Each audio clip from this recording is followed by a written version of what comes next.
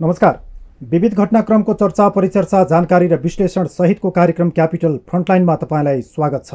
म सुदीप गेवाली। यो कार्यक्रम capital television, capital FM, radio Sarangi Pokhara र मोरङ लगायत विभिन्न रेडियो स्टेसन तथा cfmonir.com र रेडियो सारङ्गी.com मार्फत संसारभर एकैसाथ सुन्न पनि सक्नुहुन्छ। अहिले पनि केही घटनाक्रमहरू स्वतःमा छ। 4 दिने भारत भ्रमणमा रहेका प्रधानमन्त्री पुष्पकमल दाहाल प्रचण्ड र भारतीय समकक्षी नरेन्द्र मोदी बीच बिहिबार भेटवार्ता भयो। उनीहरू बीच विभिन्न सन्धि सम्झौतामा हस्ताक्षर समेत भएको छ। वार्ता हैदराबाद हाउसमा भएको हो। दुई समकक्षीको भेटसँगै नेपाल र भारत बीच विभिन्न 7 सम्झौतामा बिहिबार नै हस्ताक्षर भयो। तल्लो Arun, Phukot Karnali, petroleum pipeline, cross border payment लगायतका समझदारीमा दुई देशका प्रधानमन्त्री बीच हस्ताक्षर भएको हो। प्रधानमन्त्री प्रचण्ड र समकक्षी मोदीले संयुक्त पत्रकार सम्मेलन मार्फत समझदारी भएका विषयमा जानकारी दिए। दुईवटा पेट्रोलियम पाइपलाइन र पेट्रोलियम भण्डारणका 3 परियोजना बनाउन नेपाल र भारत बीच समझदारी भएको छ। समझदारी अनुसार भारतको सिलगुडीदेखि नेपालको झापाको 4 आलीसम्म पेट्रोलियम पाइपलाइन निर्माण हुनेछ। यस्तै अम्लेखगञ्जसम्म रहेको हालको पेट्रोलियम पाइपलाइनलाई विस्तार गरेर चितवनको लोथरसम्म ल्याउन पनि दुई देश बीच समझदारी भएको छ। प्रधानमन्त्री पुष्पकमल दाहाल प्रचण्डको भारत भ्रमणका क्रममा विद्युत सम्बन्धी दुईवटा सम्झौता भएका छन्।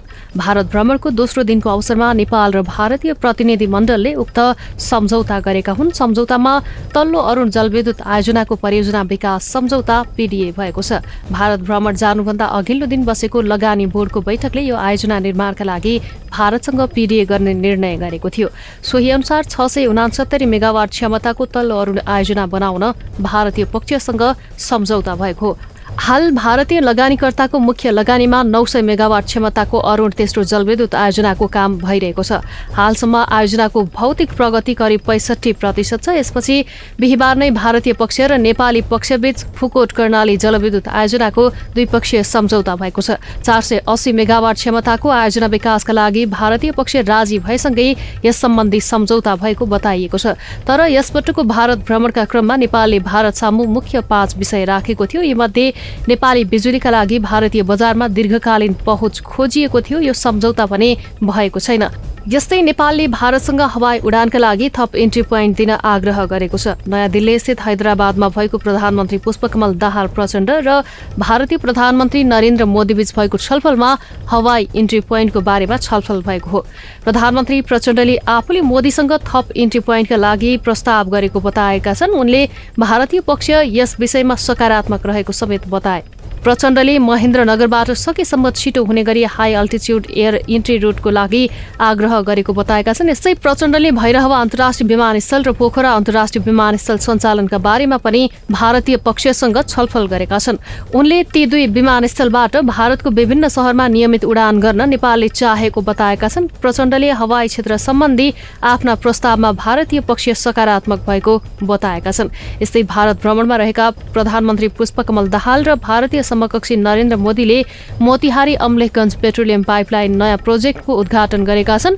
10 सेप्टेम्बर 2019 मा नै निर्माण सम्पन्न भई डिटेल पास भइसकेको उक्त पाइपलाइनबाट 3 वर्षमा 2.8 मिलियन किलोलिटर पेट्रोलियम पदार्थ पम्प भएको छ, जसबाट ठूलो परिणाममा पेट्रोलियम ढुवानी खर्च बचत हुन पुगेको छ। दक्षिण एसियाली मुलुकमा नै पहिलो पटक विस्तार भएको उक्त मोतिहारी अम्लेखगञ्ज नयाँ प्रोजेक्ट पेट्रोलियम पदार्थ भण्डारण क्षमता वृद्धिका लागि सम्झौता भएको हो। सो प्रोजेक्ट अन्तर्गत अम्लेखगञ्जमा भारतको तर्फबाट 183 करोड भारु लागतमा स्मार्ट पेट्रोलियम भण्डारण बन्नेछ। भण्डारण 8000 किलोलिटरको बन्नेछ। यसअघि पाइपलाइनबाट डिजेल मात्र आयात भइरहेको थियो, अब भने पेट्रोल पनि आयात हुनेछ। साथै उक्त प्रोजेक्टले अम्लेखगञ्जदेखि चितवनको लेथलसम्म थप पाइपलाइन विस्तार गर्नेछ। यसको प्रधानमन्त्री द्वय प्रचण्ड र मोदीले शिलान्यास समेत गरेका छन्। भैरहवा स्थित गौतम बुद्ध अन्तर्राष्ट्रिय विमानस्थलमा उपकरणमा आधारित अवतरण प्रणाली ILS सञ्चालन गर्ने बाटो खुलेको छ। भारत भ्रमणमा रहेका प्रधानमन्त्री पुष्पकमल दाहाल प्रचण्डले भारतीय समकक्षी नरेन्द्र मोदीसँग हैदराबाद हाउसमा भएको भेटपछि आयोजित पत्रकार सम्मेलनमा यसबारे जानकारी दिएका हुन्। भ्रमण दलमै नयाँ दिल्लीमा रहेका नेपाल नागरिक उड्डयन प्राधिकरणका महानिर्देशक प्रदीप अधिकारीले यो सहमतिसँगै अब जुनसुकै मौसममा पनि यो विमानस्थलमा जहाजहरूले उपकरणमा आधारित प्रणालीमा रहेर जहाज अवतरण गराउन सक्ने जानकारी दिए। यसअघि यो प्रणाली जडान भए पनि भारतबाट सञ्चालनको अनुमति नआएका कारण जाडोयाममा हुस्सु लाग्दा जहाजहरूले उडान नै रद्द गर्नु परेको थियो। उपकरणमा आधारित ल्यान्डिङ प्रणालीमा कम भिजिबिलिटीमा पनि जहाज सजिलै अवतरण गर्न सक्छन्। अब नेपालले प्रणाली सञ्चालनको प्रक्रिया पूरा गर्नुपर्छ। यस्तो उडानका दौरान जहाजहरूले भारतको नजिकको बोर्डर छुन सक्छन्। सो क्रममा भारतबाट थप अनुमति लिइरहनु पर्दैन।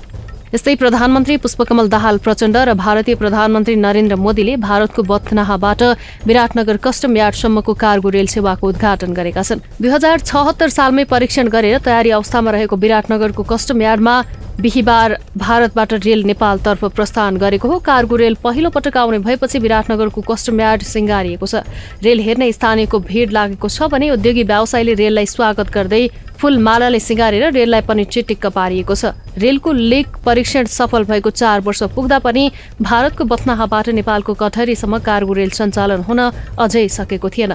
बथनाहा रेलवे स्टेशनबाट विराटनगरको बुधनगर स्थित नेपाल कस्टम यार्डसम्मको 7 किलोमिटर दूरीमा पहिलो पटक 2076 कार्तिकमा रेलवे लिक परीक्षण गरिएको थियो। यस्तै नेपालगञ्ज सुक्खा बन्दरगाहको उद्घाटन गरिएको छ। बाँकीमा भारत सरकारको सहयोगमा निर्माण गरिएको व्यापार पूर्वाधारको बिहिबार नेपालका प्रधानमन्त्री पुष्पकमल दाहाल प्रचण्ड र भारतीय समकक्षी नरेन्द्र मोदीले संयुक्त रूपमा उद्घाटन गरेका हुन्।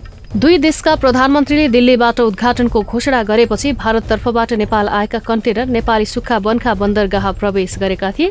नेपाल भित्रिएका कन्टेनरलाई सुक्खा बन्दरगाहको सञ्चालन तथा व्यवस्थापन गर्ने कार्यालय नेपाल इन्टरमोडल यातायात विकास समितिका अधिकारीहरूले स्वागत गरेका थिए। करिब 15 वर्ष अघिदेखि भारत सरकारको सहयोगमा निर्माणाधीन सुक्खा बन्दरगाह आजबाट सञ्चालनमा आएको समितिका कार्यकारी निर्देशक आशिष गजुरेलले बताए। भारतीय प्रधानमन्त्री नरेन्द्र मोदीले नेपालसँग रहेको सीमा लगायतका सबै समस्याको समाधान गर्ने बताएका छन्। भारत भ्रमणमा रहेका प्रधानमन्त्री प्रचण्डसँग हैदराबाद हाउसमा भएको भेटपछि आयोजित संयुक्त पत्रकार सम्मेलनमा मोदीले दुई देशको सम्बन्धलाई हिमालय जत्तिकै उचाइ दिन काम गरिरहने बताए। यस्तै भारतीय प्रधानमन्त्री मोदीले भारत र नेपाल बीच दीर्घकालीन पावर ट्रेड एग्रिमेन्ट भएको बताए। नेपालका प्रधानमन्त्री प्रचण्डसँग हैदराबाद हाउसमा भएको भेटपछि आयोजित संयुक्त पत्रकार सम्मेलनमा प्रधानमन्त्री प्रचण्ड र आफूले दुई देशको सम्बन्धलाई अगाडि बढाउन महत्त्वपूर्ण निर्णय लिएको बताएका छन्। यस्तै नेपालको वैदेशिक व्यापार सहजीकरणका लागि निकै महत्त्वपूर्ण मानिने नेपाल भारत पारवहन सन्धि 1979 संशोधन सहित नवीकरण भएको छ। यो सँगै नेपालबाट समुद्रसम्म पानी जहाज सञ्चालनको बाटो खुलेको छ। नेपालको वैदेशिक व्यापार सहजीकरणका लागि निकै महत्त्वपूर्ण मानिने नेपाल भारत पारवाहन सन्धि 1979 संशोधन सहित नवीकरण भएको छ। सन् 2019 मै म्याद सकिए पनि सन्धिको परिमार्जनका विषयमा सहमति हुन नसक्दा नवीकरण हुन सकेको थिएन। भारत भ्रमणमा रहेका प्रधानमन्त्री पुष्पकमल दाहाल प्रचण्डको भारत भ्रमणका क्रममा सन्धि संशोधनमा हस्ताक्षर पनि एक हो। विगत 4 वर्षसम्म पारवाहन सन्धि नवीकरण नै नभएको अवस्थामा यसमा हस्ताक्षर हुनु महत्त्वपूर्ण भएको प्रधानमन्त्रीको भ्रमण टोलीमा रहेका उद्योग वाणिज्य तथा आपूर्ति मन्त्रालयका सचिव मधुकुमार मरासिनीले बताए। बिहिबार भारतको नयाँ दिल्लीमा भएको दुई देशका प्रधानमन्त्रीको संयुक्त पत्रकार सम्मेलनमा उद्योग वाणिज्य तथा आपूर्ति मन्त्री रमेश रिजाल र भारतका वाणिज्य मन्त्री पीयूष गोयलबीच सन्धि सम्बन्धी सम्झौता पत्र आदान प्रदान भएको हो। सन्धिको नवीकरणपछि नेपालबाट समुद्रसम्म पानी जहाज सञ्चालनको बाटो खुलेको छ भने नेपालले भारत र तेस्रो देशसम्मको व्यापारका लागि जलमार्ग सहित थप सुविधा पाएको छ। यस्तै नेपालबाट बंगलादेशमा बिजुली निर्यात गर्न दिन भारत सहमत भएको छ। भारत भ्रमणका क्रममा हैदराबाद हाउसमा भारतीय प्रधानमन्त्री नरेन्द्र मोदीसँगको भेटपछि आयोजित संयुक्त पत्रकार सम्मेलनमा प्रधानमन्त्री पुष्पकमल दाहाल प्रचण्डले 50 मेगावाटसम्म बिजुली भारत हुँदै बंगलादेश निर्यात गर्न दिन भारत सहमत भएको बताउनुभयो। उहाँले नेपालको बिजुली बंगलादेशमा निर्यात गर्ने बारे बाँकी विषयहरू टुङ्गो लगाएर संयुक्त रूपमा छिट्टै त्रिदेशीय सम्झौता हुने बताउनु भएको छ। प्रधानमन्त्रीसँगै भारत भ्रमणमा रहेका एक अधिकारीका अनुसार भारतको प्रसारण लाइन प्रयोग गरेर बंगलादेशमा नेपालको बिजुली जान दिन भारतले आफू सकारात्मक रहेको जवाफ दिएको छ। यसअनुसार छिट्टै त्रिपक्षीय सम्झौता हुन सक्ने बताइएको छ। नेपालबाट 40 मेगावाट बिजुली आयात गर्न बंगलादेश सहमत भइसकेको छ। गत 2 जेठमा बंगलादेशमा बसेको नेपाल बंगलादेश ऊर्जा सचिव स्तरीय संयुक्त निर्देशक समितिको बैठकमा भारतीय प्रसारण लाइन प्रयोग गरेर नेपालबाट 40 मेगावाट बिजुली आयात गर्न बंगलादेश सहमत भएको थियो। अब लागौ अर्को प्रसङ्गतर्फ। राष्ट्रपति रामचन्द्र पौडेलले नागरिकता विधेयक प्रमाणीकरण गरेका छन्। संसदका दुवै सदनले पारित गरेर दोस्रो पटक पठाउँदा समेत तत्कालीन राष्ट्रपति विद्यादेवी भण्डारीले गत असोजमा उक्त विधेयक रोकिदिएकी थिइन्। मन्त्री परिषदको निर्णयका आधारमा राष्ट्रपति पौडेलले त्यही विधेयक प्रमाणित गरेर जारी गरेका हुन्। पहिलोपटक संसदले नागरिकता विधेयक 2079 साउन 16 मा तत्कालीन राष्ट्रपति विद्यादेवी भण्डारी समक्ष प्रमाणीकरणका लागि पठाएको थियो। विधेयकमा चित्त नबुझेको भन्दै भण्डारीले 8 बुँदाको सरोकार उल्लेख गरेर संसदलाई फिर्ता पठाएकी थिए। सदनले दोस्रो पटक विधेयक हुबहु पारित गरेर भदौ 20 मा राष्ट्रपति कहाँ पठाएको थियो। 15 दिनभित्र प्रमाणीकरण गर्नुपर्ने संवैधानिक अवस्था लत्याउँदै उनले थन्क्याइदिएकी थिए। तत्कालीन राष्ट्रपति भण्डारी पदबाट बिदा भएको 3 महिनामा नयाँ राष्ट्रपतिले 9 महिना पुरानो विधेयक प्रमाणीकरण गरेका हुन्। राष्ट्रपति पौडेललाई राष्ट्रपति निर्वाचित भएसँगै उक्त विधेयक प्रमाणीकरण गरिदिन प्रधानमन्त्री सहित सत्तारूढ दलका नेताहरूले दबाब दिँदै आएका थिए। त्यसमा कुन संवैधानिक जगमा टेकेर विधेयक प्रमाणित गर्ने भन्दै राष्ट्रपतिले प्रश्न उठाएपछि मन्त्री परिषदले निर्णय गरेर राष्ट्रपतिलाई विधेयक प्रमाणीकरणका लागि अनुरोध गरेको थियो। अब कस्ता व्यक्तिले पाउँछन् त नागरिकता? यो प्रसङ्ग 2072 असोज 3 गते नेपालको संविधान जारी भएपछि नागरिकता ऐन 2063 लाई संविधान बमोजिम संशोधन गर्न संसदबाट पटक पटक प्रयास भएको थियो। उक्त प्रयास यसअघिको संसदले प्रतिनिधि सभा तथा राष्ट्रिय सभाबाट पारित गरी प्रमाणीकरणका लागि पेश समेत भएको थियो, तर सो संशोधन विगत 9 महिनादेखि राष्ट्रपति कार्यालयमा रहेको थियो। राष्ट्रपति पौडेलले प्रमाणीकरण विधेयक राजपत्रमा प्रकाशित भएसँगै नागरिकता ऐनका रूपमा कार्यान्वयनमा आउनेछ। उक्त ऐनमा विगतमा भन्दा मुख्यतः 3वटा विषय महत्त्वपूर्ण संशोधन छन्। संविधानको धारा 11 को उपधारा 3 ले संविधान प्रारम्भ हुनुभन्दा अघि जन्मेको आधारमा नेपाली नागरिकता प्राप्त गरेका बाबु आमाका सन्तानले वंशजको नागरिकता पाउने व्यवस्था रहेको छ, तर उक्त व्यवस्था संघीय कानून बमोजिम कार्यान्वयन हुने संविधानकै व्यवस्थाका कारण नागरिकता ऐन संशोधन नहुँदासम्म जन्मसिद्ध नागरिकका सन्तानले नागरिकता पाउन सकेका छैनन्। राष्ट्रपतिबाट विधेयक प्रमाणित भएसँगै 2072 असोज 3 गते भन्दा अगाडि जन्मसिद्ध नागरिकता प्राप्त गरेका नागरिकका सन्तानले वंशजको नागरिकता लिने कानूनी आधार पाएका छन्। 2072 साल असोज 3 गते भन्दा अघि जन्मको आधारमा नेपालको नागरिकता प्राप्त गरेको नागरिकको सन्तानले बाबु र आमा दुवै नेपालको नागरिक रहेछन् भने निजको उमेर 16 पूरा भएपछि वंशजको आधारमा नेपालको नागरिकता प्राप्त गर्नेछ।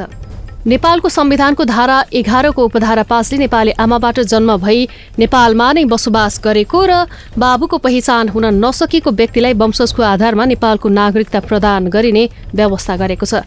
यसअघिको नागरिकता ऐनले यो व्यवस्था अस्वीकार नगरेका कारण आमाको नामबाट नागरिकता लिन चाहनेहरूले संविधान अनुसार अदालतबाट मुद्दा जितेपछि मात्रै नागरिकता पाएका छन्। अदालतको आदेश लिन नसक्ने नागरिक भने यो अधिकारबाट वञ्चित रहँदै आएका थिए। संशोधित ऐनमा नेपाली नागरिक भएकी आमाले बाबुको पहिचान खुल्न नसकेको सो घोषणा गरेपछि सन्तानले वंशजको नागरिकता पाउने व्यवस्था छ। संविधानको धारा 11(5) मा उक्त व्यवस्था भए पनि हालसम्म नागरिकता सम्बन्धी ऐन संशोधन नहुँदा उक्त प्रावधान कार्यान्वयन हुन सकेको थिएन। संविधानको धारा 11(5) मा भएको व्यवस्था अनुसार आमाको नामबाट वंशजको नागरिकता प्राप्त गरेका व्यक्तिको बाबु पहिचान हुँदा विदेशी ठहर भएमा भने त्यस्तो व्यक्तिको नागरिकता अङ्गीकृतमा परिणत हुने व्यवस्था छ। संविधानको उक्त व्यवस्था समेतलाई विधेयकले अङ्गीकार गरेको छ। नेपालको नागरिक आमाबाट नेपालमा जन्म भई नेपालमा नै बसोबास गरेको बाबुको पहिचान हुन नसकेको व्यक्तिले वंशजको आधारमा नेपालको नागरिकता प्राप्त गर्नेछ। विदेशी नागरिकसँग विवाह गरेकी नेपाली महिला नागरिकबाट नेपालमा जन्मिएको व्यक्तिले नेपाली नागरिकता लिँदाका बखत निजको आमा र बाबु दुवै नेपाली नागरिक रहेछन् भने नेपालमा जन्मिएको त्यस्तो व्यक्तिले वंशजको आधारमा नेपालको नागरिकता प्राप्त गर्नेछ। त्यसरी नागरिकता प्राप्त गरेको कुनै व्यक्तिको बाबु विदेशी रहेको ठहरेमा व्यक्तिको वंशजको आधारमा लिएको नागरिकता कायम रहने छैन र निजले बाबुको नागरिकताको आधारमा विदेशी मुलुकको नागरिकता प्राप्त नगरेको भनी तोकिए बमोजिम सो घोषणा गरी वंशजको आधारमा प्राप्त गरेको नागरिकताको प्रमाणपत्र बुझाएमा अङ्गीकृत नागरिकता प्राप्त गर्नेछ। विदेशी मुलुकको नागरिकता प्राप्त गरेका र साबिकमा वंशजको वा जन्मको आधारमा बाबु वा आमा बाजे वा बजै नेपाली नागरिक रहेको व्यक्तिलाई गैर आवासीय नेपाली नागरिकता प्राप्त गर्न सक्ने व्यवस्था संविधानको धारा 14 ले गरेको छ। तर उक्त व्यवस्था दक्षिण एसियाली क्षेत्रीय सहयोग संगठनको सदस्य राष्ट्र बाहेकका देशमा रहेको व्यक्तिहरूको हकमा मात्र लागू हुनेछ। यही संवैधानिक प्रावधानलाई संशोधन विधेयकमा अंगीकार गरिएको छ। यसरी गैर आवासीय नागरिकता प्राप्त गरेका व्यक्तिहरूले संघीय कानून बमोजिम आर्थिक, सामाजिक र सांस्कृतिक अधिकार उपभोग गर्न पाउनेछन्। संविधानले नै राजनीतिक अधिकार प्रयोगमा भने गैर आवासीय नागरिकलाई प्रतिबन्ध लगाएको छ। विदेशी मुलुकको नागरिकता प्राप्त गरी दक्षिण एसियाली क्षेत्रीय सहयोग संगठनको सदस्य राष्ट्र बाहेकका देशमा बसोबास गरेको र साबिकमा वंशजको वा जन्मको आधारमा निज वा निजको बाबु वा आमा बाजे वा बजै नेपालको नागरिक रही पछि विदेशी मुलुकको नागरिकता प्राप्त गरेको व्यक्तिले आर्थिक, सामाजिक तथा सांस्कृतिक अधिकारको उपभोग गर्न पाउने गरी गैर आवासीय नेपाली नागरिकता प्राप्त गर्न सक्नेछ। आजको कार्यक्रममा खास गरी प्रधानमन्त्री पुष्पकमल दाहाल प्रचण्डको भारत भ्रमण, भारतीय प्रधानमन्त्री नरेन्द्र मोदीसँग भएको भेटवार्ता, नेपाल भारत बीचमा भएका विभिन्न सन्धि सम्झौता र भर्खरै राष्ट्रपति रामचन्द्र पौडेलले प्रमाणीकरण गरेको नागरिक विधेयक यिनै प्रसङ्गमा केन्द्रित रह्यो। हवस् त, आजका लागि विविध घटनाक्रमको चर्चा, परिचर्चा, जानकारी र विश्लेषण सहितको कार्यक्रम क्यापिटल फ्रन्टलाइन सकिएको छ। अहिलेलाई बिदा दिनुहोस्। नमस्कार।